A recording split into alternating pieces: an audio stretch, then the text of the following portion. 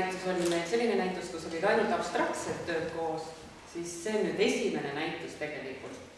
Selline, kus on mõlemal loodusmaalid, sest kuigi me oleme päris mitmeid näitusi koos teinud, siis tavaliselt olen mina ikka abstraktseid töid teinud ja Anne loodus.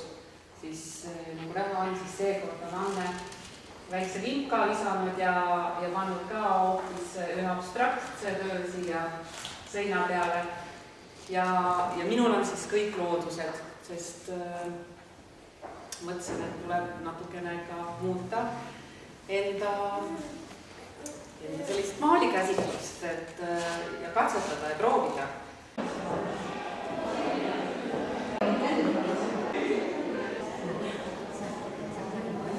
Aga et Annega on väga hea näitust koos teha ja miks? Sellepärast, et kui ta arvab, et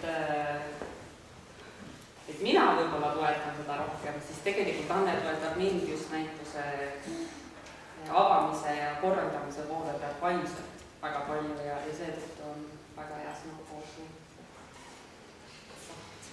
Ja teile kõigile head näitused! Õnne teile!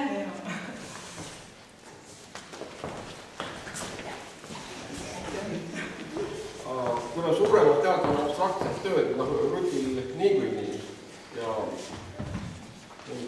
siis seekord tuli selline mõte, et ei pane ühelegi tööle nime.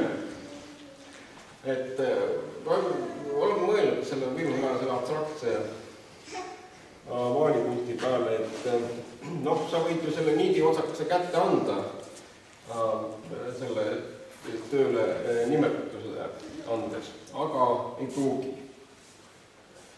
Et pigem siis võetage kui igat pilti oma ette ja ei mingit sissejuhatust.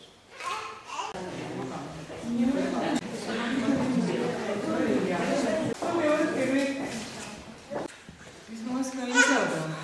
Nüüd eelmine näitus olidki minul hästi suure formaadilised tööd, siis seekord on vastupidi. Aivaril siis suur formaat ja minul väike. Ja need minu abstraktid ongi, ma ise pean neid muidugi tundemaastikeks.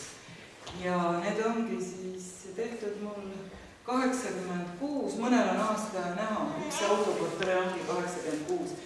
Ja nüüd viimasel ajal sellele näitusele tegi 3 tööd.